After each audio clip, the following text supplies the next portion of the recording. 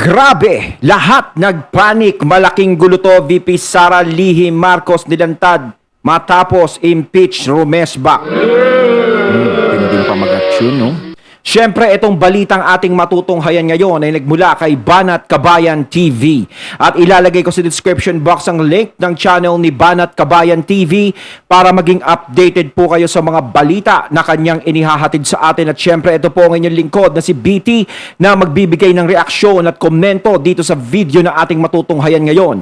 At huwag na natin pagtagalin at sabay-sabay na nating panoorin ang laman ng video na hatid sa atin ni Banat Kabayan TV at bibigyan natin ng reaksyon ang balitang ito. Pasok! Lumapit na sa akin yung magkapatid na Marcos.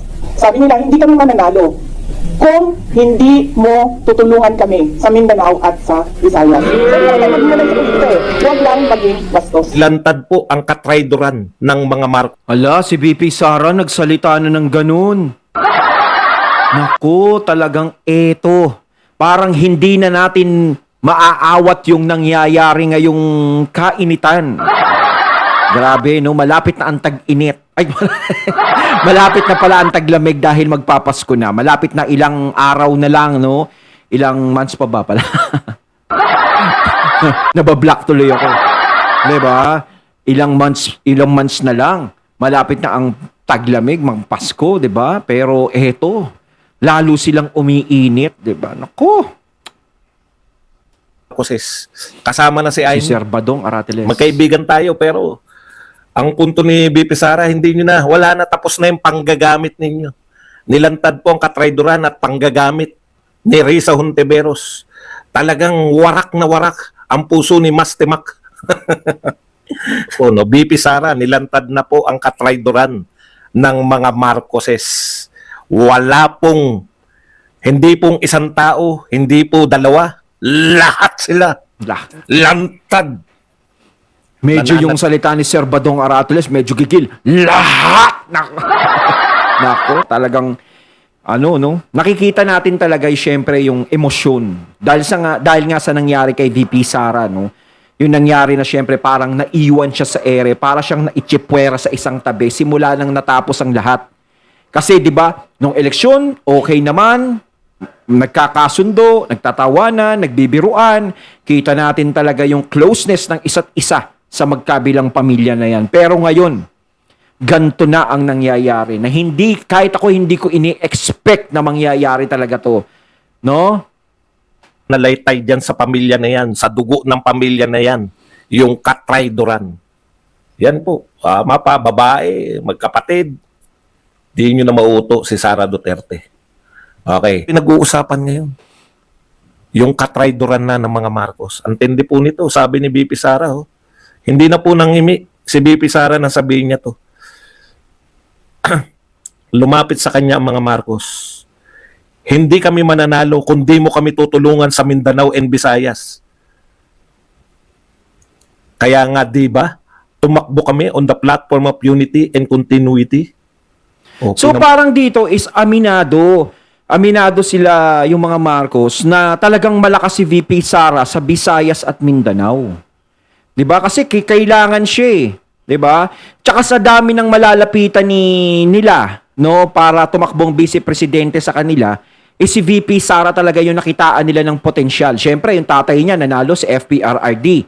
Syempre, nanalo yun ng presidente, naging presidente. Kapag si VP Sara kinuha, alam nila na talagang malaki ang supporter ni VP Sara. Makukuha niya rin yung supporter ni FPRRD. Syempre, kapag tatay sinusuportahan, ang anak din susuportahan ang mga sumusuporta sa tatay. Diba? Kaya nga naging presidente si FPRRD. Na mo hindi sila kumuha ng iba. Diba? Kasi nga nakita nila yung potensyal, yung lakas ni VP Sara. Napakaraming pwede nilang kuning vice president pero si VP Sara talaga yung inawitan nila ng mga panahon na yun. Kaya lalong lumakas. Siyempre, ang inaagapan nila dito, yung nangyari nga kay Leni tsaka kay PBBM noon, yung tumakbong vice president si PBBM, di ba? Natalo siya ni Leni. Di ba? Pero konti lang naman yung lamang. Talagang ilang milyon lang talaga yung ilang milyon lang talaga yung inabot. Mga 16 million ba, tama ba ako mga katunay? Correct me if I'm wrong kung ano yung inabot ng vote ni PBBM nung mga panahon ng Vice President kalaban niya si Lenny. 'Di ba? Pero hindi naman talaga natin nakita na umarok talaga ng 31 million. Ngayon, nung talagang nakipag-tag team na si VP Sara kay PBBM, talagang umabot ng 31 million. Kaya nga ako nagtataka ako dun sa nagko-comment. Uulitin ko uli yung nagko-comment na yun Minsan naman kasi isipin mo naman bago ka mag-comment. 'Di ba? 31 million kaming loyalists. Are you sure? What the kind? Ko naman 31 million. Hindi mo ba naisip? Sana binasihan mo nung tumakbong Vice President si PBBM. Ibig sabihin yung 31 million na yan, hindi lumabas nung tumakbong Vice President si PBBM. Yung ibang mga nasa 31 million, ang ibig sabihin gusto nila maging presidente, ang takbo ni PBBM, presidente. Saka sila boboto, may ganun ba yun? Siyempre, kung talagang loyalist yun, kung 31 million na loyalist, susuportahan talaga nila si PBBM. Kahit na ano itakbo niyan. 'Di ba? Kahit na ano itakbo niyan. 'Di ba? Pero nakita natin na parang sagad na 'yun Kasi kapag botohan, sagad na 'yun Kung sino yung susuporta sa iyo, sagad na 'yun. Kitang-kita na 'yun. Ngayon, nung nagkaroon ng botohan ng 2022, is doon nadagdag yung mga DDS doon, yung mga sumusuporta sa Duterte, nadagdagan kaya umabot ng 31 million. 'Di ba? Mukha sa inyo, no? Yung pakiusap ninyo, dati vague lang. Parang sinasabi lang nakiusap. Okay, pati pagtakas ni Mayor nag-alis go, natabunan. Thank you very much, Amik, sa patripli pa. Oo nga daw, tumakas yun, no? Natakasan si Honti. Hindi kami mananalo kung di mo kami tutulungan sa Mindanao at Visayas. Aminado Yan pa. po ang sinabi sa kanya ng mga Marcos. Bakit siya pagbigyan lang ba mga Marcos? Hindi. Ito po ang sinabi ni BP Sara. Diyan sa threat, alam nyo, sa totoo lang, yun yung kinatatakot natin, di ba? Subukan nyo, ganun yung mga pronouncement natin na nagmamatapang tayo. Subukan nyo na impeach si BP Sara. Hindi na kami mananahimik, etc. Dati ka namang hindi nananahimik. Badong, ano ba pagkakaiba ng pagtahimik mo? Kasi kahit sabihin mo na malakas kasi si PBBM sa Luzon, di ba? Iba pa rin talaga yung meron ka sa Visayas at Mindanao Lalo na sa Mindanao, malaking rin yun, malaking lugar din yun. 'Di ba? Kailangan makakuha ka talaga ron. Kahit sabihin mong malaki ang boto mo sa Luzon, kailangan mo talaga ng isang tao na alam mong malakas sa Visayas at Mindanao. Siyempre, tapang-tapangan lang tayo nun para baka sakaling maawat sila. Pero alam niyo po, ang impeachment kay BP Sara, wala na Alam niyo, mas gusto nga namin impeach niyo si BP Sara na rin. Alam niyo kung bakit? Kasi ma-expose kayo lalo katulad ng panawagan yung baka magulat kayo sa makakapag all out na talaga si BP Sara ng atake na lang. Hindi na siya Vice President, atake na lang siya. Kung sino man ang ilagay niyong Vice President, yari. Lalo na kung si Martin ang ilalagay. Si Martin, di ba? Okay. Ito po ang reaction ni BP Sara dito sa impeachment. Itutuloy natin, nauna lang natin sabihin. Ibig sabihin, yung mga Marcos, desidido na makabalik sa kapangyarihan. Marirealize nyo naman yan Kasi 2016, dinikit na nila si BBM, dinikit na nila kay Pangulong Duterte. Parang ang buong akala mo na si BBM talaga ay Duterte. May mga nakasomblero pa na Duterte legacy. Halatang halata no? Yung panggagamit nila pagdedikit. Katunayan lahat ng vlogger nila. Akala ko hindi naman kilala yung mga vlogger na yan. Hindi ko naman kilala yan lahat. Dito na kami nagkakakilan-kilalan. No? Okay. Akala ko nga, Duterte talaga sila. So talagang Duterte yung pinopromote ng pati ng mga vlogger niya. No? Kaya talagang wala pong mula 2016 dinikit talaga nila. Nasa forma sila na gagamitin nila si Pangulong Duterte para makabalik sa kapangyarihan. Oo, siyempre, alam naman natin, ang tagal talaga nilang ang tagal nilang sinira. 'Di ba? Ganun yung nangyari. Nasira sila. Talagang ang tingin ng mga sa kanila is ganyan, magdanakaw, ganito, ganyan. 'Di ba? Kung ano-anong pahirap ang ginawa sa bansa. 'Di ba? Yun yung mga parang Kaya parang syempre, sila gusto nilang patunayan na hindi totoo ang lahat ng ibinibintang, lalong-lalo na kay Apo Lakay. 'Di ba? Kaya mas minabuti nila talaga siguro na talagang kailangan naming makabalik. Yun ang ano ko yun ang tingin ko nun Kailangan ipakita namin na hindi kami ganun. 'Di ba? Ilalaban namin, itataas uli namin ang aming pangalan kasi alam naman natin, 'di ba? Mga dilawan na namamayagpag noong mga panahon na yun, talagang ang sumisira ng pangalan nila, dilawan. Ngayon, best friends na sila. Hindi, yun talaga ang pinakamasakit para sa akin 'Di ba? Nasasaktan ako para kay Apo Lakay. Nasasaktan ako para kay Apo Lakay kasi ang gara ng ginawa nila kay Apo Lakay. Sobrang pangmamaliit. Sobrang paninira ang ginawa nila kay Apo Lakay. Halos hindi mo na makain lahat ng sinasabi nila kay Apo Lakay. 'Di ba? Lahat ibinibintang kay Apo Lakay, magnanakaw, mamamatay tao, lahat ng masasamang salita inaabot ni Apo Lakay sa kanila. Hindi siya pinapalibing, 'di ba? Kita mo, binawian ka na ng buhay, gusto mong mailibing sa bansa mo ng maayos, hindi pa pinapayagan ng mga dilawan ng mga panahon na yun. Kinokontra talaga nila. Tapos ngayon, mababalitaan mo, yung closeness ngayon nila. Di ba? Ako kasi, humahanga ako sa mga Marcos kay Apo Lakay talaga. Kay Ferdinand Marcos Sr. Di ba? Kaya ako, yung pamilya namin, nakisimpatya talaga sa mga Marcos nun. 'Di ba? Ako yung nasaktan kahit hindi ako kamag-anak nila o ano. Parang nadismaya ako sa nangyari. Although pwede nating sabihin na wala nang kulay-kulay, wala nang ganon-ganon. 'Di ba lahat magkaisa?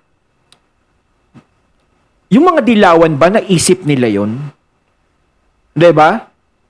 Nawala na, kalimutan na natin lahat ng ginawa ni Marcos sa atin. Kalimutan na natin lahat.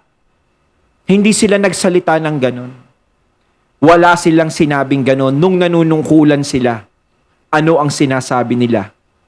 Si Marcos magnanakaw. Si Marcos pinahirapan lahat ng mga tao. Paulit-ulit nilang sinasabing ganon.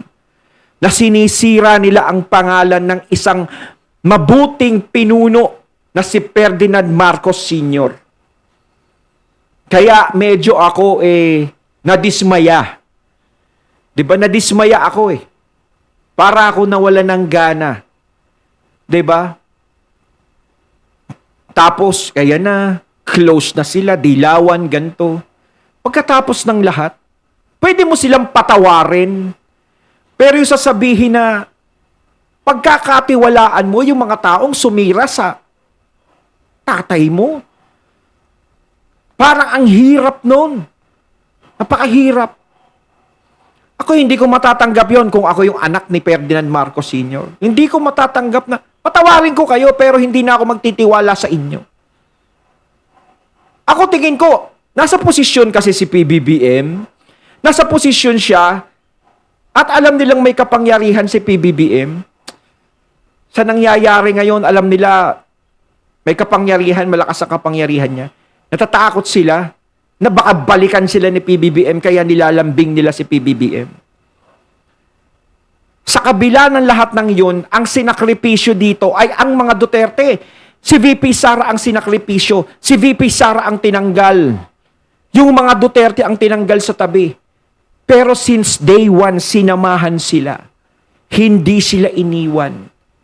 Lahat ginawa ng mga Duterte hanggang sa bigyan ng respeto ang kanilang ama na si Ferdinand Marcos Sr. Pinalibing dito na lahat ng administrasyon na nagdaan ay walang nakaisip. Ang mga Duterte lang ang nakaisip ng ganon. Sila lang ang gumawa ng ganon. Kaya wala akong ibang makita na nagawang kasalanan ng mga Duterte sa kanila. Kaya ako ganito, 'di ba? Kaya parang hindi ko maintindihan kung ano yung nangyayari. Bakit ginanyan yung mga Duterte? Ang iniisip ko na lang, dahil ba maraming alitap-tap na nakapaikot na gustong umagaw ng kapangyarihan ni PBBM o gustong matamasa yung kapangyarihan ni PBBM na tinatamasa niya ngayon. At alam nila si VP Sara ang maaaring maging hadlang at pwedeng makakuha ng posisyon na yon kung saan ngayon nakaupo si PBBM. Di ba? Kaya po doon ano yun, no, yung panliligaw nila kay BP Sara. Yan ang hindi kayang itanggi ng mga, kasi kung itatanggi nyo na niligawan ng Marcos si BP Sara, hindi lang po kayo simpleng na manggagamit, sinungaling pa kayo. No, yung sinasabi nyo ngayon na si Marcos ang nagpanalo sa kanya. Ayan sinabi, hindi kami mananalo sa Visayas at Mindanao kung hindi mo kami tutulungan. Sa usapin ng impeachment, yan yung pinalalabas nyo, no? Dati na Paano nga kasing si Marcos ang nagpanalo sa kanya? Paano nyo sasabihin na si Marcos ang nagpanalo kay VP Sara? Kung si Marcos ang nagpanalo kay VP Sara, hindi aabot ng 32 million si VP Sara. 'Di ba? Hindi siya aabot. Doon sa 32 million na yon, nakita natin yung supporter niya kung ilan. 'Di ba? Ang dami. 'Di ba? Kung puro yung loyalist lang ang boboto kay VP Sara noon, nung mga panahon na yon, dapat ang nakuhang boto ni VP Sara ay yung nakuhang boto ni PBBM nung tumakbo siya ng Vice President. At ilan-ilan lang ang madadagdag na supporter ni VP Sara doon. Hindi aabot ng 32 million yun. 'Di ba? Common sense lang. Pero ito nakita natin, umabot ng 32 million, halos mas mataas pa sa nakuha ng presidente. So ang ibig sabihin, hindi lang ganun kadami yung sumusuporta kay VP Sara at may gusto sa kanya. 'Di ba? takot tayo baka impeach. Ngayon wala na rin tayong takot kahit po impeach na, no? Ito po. Sabi ni BP Sara, kapag paalisin nila ako dito o impeach nila ako, hindi kawalan sa akin ang posisyon na Vice President. In the first place, hindi ko naman ginustong tumakbo presidente. Hindi ko naman ginustong tumakbong Vice President. Tumakbo lang ako dahil kailangang nagkaroon din siya ng ng afterthought nung katatanggi niya at kaliligaw ng mga to. Sabi sa inyo, hindi po pwedeng umayon si BP Sara na ganito ang usapan. Ganito kasi pinalalabas ng mga BBM vloggers eh. Unity, nanalo na sila. Di kanya-kanya na. Tamo, ugali. Kanya-kanya na. Hindi po ganun. Dapat hindi Tiniti ganun. ako na may Dapat yun suportahan. Diba? Ako kay BP Sara. Mapapaano mo yan na ganito? Takbo ka sa amin. Unit team tayo. Kahit mas malakas ka kung tatakbo kang presidente, mag-vice president ka na lang. Para pag nanalo na tayo, tatanggalin, tatablahin ka na namin. Hindi po ganun yun. Meron po silang pinag-usapan no. Ito na po, nilalantad na po ni BP Sara. Ang pinag-usapan po nila, yung kanila pong commitment, unity and continuity. Dahil marami pong mga big ticket projects si Pangulong Duterte sa Mindanao, Visayas at Luzon. Yun yung pagkakaano niya kasi marami sa Mindanao eh. Baka mabitin, no? Yun po ang dahilan ng pag-unity. Yung panawagan na unity and continuity. Di ba? Mas maganda nga yun eh. Magiging presidente si PBBM pagkatapos ni PBBM si VP Sara. Di ba yung katungkulan hindi maibibigay dun sa mga walang kwenta? Di ba? Dapat yun ang ini-expect natin na magtutuloy-tuloy. Di ba yung magtutuloy-tuloy ng serbisyong Pilipino magiging maayos? Yun talaga yung sinasabi nating bagong Pilipinas. Dahil magbabago na ang takbo na hindi katulad ng dati pero wala. Kumbaga parang mas hahol pa yun sa dati. Yung parang iniisip ko sana dilawan na lang nanalo para wala nang away. Si Lenin na lang. Hindi, minsan kasi, di ba, iniisip ko ganun eh. O sana si Manny Pacquiao na lang yung nanalong presidente para wala na nag-aaway ng ganyan eh. Di ba? Para hindi na nagkakagulo eh. Wala lang issue, puro boxing na lang pag-uusapan natin dito. Di ba? Lahat ng mga tao gagawin kong boxingero. Di ba? Ako minsan gano'n na lang iniisip ko. O kaya sana si Isko Moreno na lang nanalo para wala nang gulo. Di ba? Kasi ito, nagkagulo eh. Nagkaroon ng away, nagkaroon ng issue. Kung sino-sino na yung mga taong nadadamay. Di ba? Halos hindi na matignan yung problema ng bansa kung ano nangyayari. Hindi na napag-uusapan. 'Di ba? Yung mga hinihintay natin na dapat nilang pag-usapan, yung problemang mga lulutasin, wala na. Hindi na nila napapansin. Lagi nilang pinapansin, kailangan tong Duterteng to, mawala na to eh. Eto si Marcos, ganto, ganyan eh. Ganyan, bangag yan, ganto, ganyan. Ganun. Ganun na lang nadidinig natin. Wala na tayong nadidinig na ibang usapan tungkol sa bansa natin. Ano ba ang nangyayaring progreso sa bansa natin? Yumayaman na ba yung mga mahihirap? Nakakakain na ba yung yung mga mahihirap ng 3 beses sa isang araw? Nakakapag-aral ba yung mga bata? Yung mga walang kakayahan? Nagmumura na ba yung mga... Wala tayong pinag-uusapang ganun. Puro kasiraan sa isa't isa yung naririnig natin. Akala nyo ako natutuwa ako sa ganito, na ganito, nag-uusap tayo, reaction. Hanggat maaari, ayoko makadinig ng kasiraan nila. Hanggat maaari, gusto nating makumpuni yung nasira. Pero eto, parang wala na talaga. 'Di ba? Parang hindi na mangyayari. Nakita ko kay VP Sara yung pasensya nung siya'y nandoon pa sa gabinete. Talagang nasagad lang si VP Sara talaga. Kasi siguro nag-e-expect si VP Sara, someday, magiging maayos pa yan. Maitutuloy pa natin yung dapat maituloy yung samahan na yun. Pero wala na talaga. Diba? Nawala na tayo ng pag-asa simula nang mabuwag ang unity team na yun. Natin. I-continue natin ang pagbabasa. At naisip ko, at that time, if I am Vice President, naging practical siya eh. Matututukan ko yung mga proyekto na iyon, nawala na rin lahat ngayon dahil unappropriated na silang lahat. Wala na po yung continuity Wala na. na big Laho na. project na gusto niyang tutukan, lalo na sa Mindanao, Visayas at Luzon. Kasi unappropriated. Ibig ba sabihin, tayo ba yung magbabudget doon? Hindi po. Kahit po yan ay foreign base, ayon sa paliwanag ni Senator Amy, kahit foreign base yan, kinakailangan mong budgetan yung mga hindi babudgetan ng foreign funder. Tulad ng, yun nga, yung right of way. Hindi naman kasama sa ano yan eh. Hindi po kasama yung mga right of way sa gagastosin eh. Ang kanila, yung kontrata nila, magtatayo sila ng Mindanao Railway. Yun na lang Mindanao Railways eh. Pinahinto nila yan. Lahat. Ang laki sanang development nun. No, Mindanao Railways, wala na po. Buong Mindanao magkakaroon na ng railways, wala na. Wala na kasi simula na nag-iba ang administrasyon, wala na. Parang wala na talaga sa isip nila na ituloy kung ano yung mga sinimula ni FPRRD. No, talagang wala na. Inichipwera na yan. No?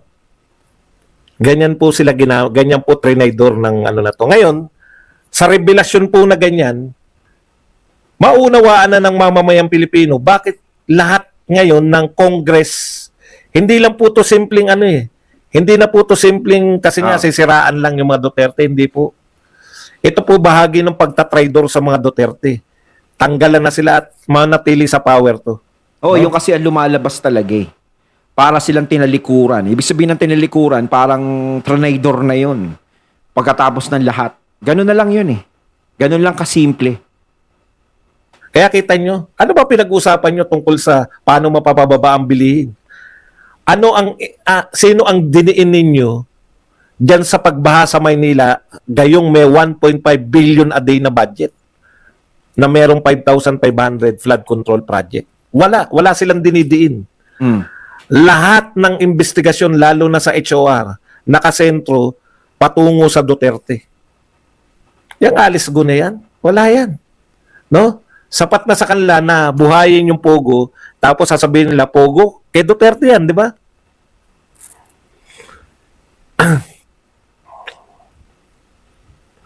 Kaya po, expose po sila dito kay BP Sara. Okay. Talaga ngayon, kumbaga sumabog na si VP Sara. Simula nang umalis siya sa gabinete, talagang dito na natin malalaman lahat ng mga malalaman natin. Yung mga hindi natin nalalaman, iba nga, salita ng salita, si Inday Sara, si Sara Duterte, hindi naman nagsasalita yan. 'Di ba? Pipi, 'di ba? Ngayon, mananawa na sila. Bawat tanong nyo, may sagot. Oh. Ano pa ba yung ano natin? So, handa po sa impeachment. Ito nga po ang malupit no, sa lahat. No? Dati, pag may usapin ng impeachment, inuuna po yung kaso. Pinalulutang muna yung kaso, bago yung process ng impeachment. Tsaka nakikita mo dito si VP Sara, hindi siya natatakot sa impeachment na yon. Kung totoo man yon o hindi. 'Di ba? Handa siyang tanggapin yon kung ano ang magiging resulta. Kung gusto siyang tanggalin sa pagiging vice president. Pero kung tatanggalin sa pagiging vice president si VP Sara, naku, parang malaking problema yung naaamoy natin dito. Talagang yung sinasabi nga ni Sir Badong na baka dito ma-expose na yung mga hindi dapat ma-expose. Kasi syempre, hindi naman papayag si VP Sara na ganun-ganun lang. 'Di ba? Na hindi naman tatahimik to. Parang mas tinutulak nila para magsalita si VP Sara ng hindi maganda, yung talagang yung mailabas niya, yung talagang itinatago niya. Kasi pag yung sumabog yun, naku, yun talaga ang matinding pasabog. 'Di ba? Kumbaga ngayon parang inuunat-unat lang ni VP Sara, parang mga patikim yung nangyayari. Kumbaga wag na nilang masyadong i-trigger si VP Sara na mangyari yung mga ganong bagay. Sa kakapalan po ng mga tao ngayon, mga supporter po ni PBBM, wala na pong pinag-uusapan na na ikakaso eh. Nakakahiya. Parang i-impeach ka kahit na wala pang kasong pinag-uusapan, madali Oo. ka ng hanapan. Parang trip Yun lang yung nila, no? pinararating nyo sa mga tao. Pinalulutang yung impeachment. Hindi po ibig sabihin na kalaban nyo sa politika o oposisyon. Dapat impeach. Pinalulutang po nila na masama ang kumontra sa gobyerno ni Marcos Romualdez Araneta. No? Alam nyo, kapag pina-impeach si VP Sara dyan, di ba pag pina-impeach siya, sino ang lalabas na masama dyan? Kay PBBM tatalbog yan. Di ba? Yung mga taong yan, yung mga gustong talagang mga alitap-tap na gustong gumawa kay VP Sara niyan, hindi sila masyadong maaapektuhan. Di ba? Parang tatanggalin si VP Sara, si PBBM naman masisira. Parang two birds hitting by one stone. Ganun yung nangyayari. Parang pati si PBBM gusto nilang pabagsakin. Sa nangyayaring ganyan, ha? 'Di ba? Parang uuninagagan natin sa ating bolang kristal. 'Di ba? Huwag naman kayong ganun, huy. Kaya kung kontra ka, dapat ka lang matanggal sa pwesto. Hindi po ganyan ang demokrasya. From the very beginning, ang demokrasya po ay rule of majority. Kung may majority, mayroon pong minority. Ganun lang po sana yun. No? Ayon, at ating natunghayan ng video na nagbula kay Banat Kabayan TV at syempre natunghayan natin ang boses na yun na nagbula kay Sir Badong Arateles. Kayo mga katunay, yan ang masasabi nyo tungkol dito sa video na ating natunghayan ngayon. Comment lang po kayo sa comment box. So once again, I'm BT and I'm out. Peace.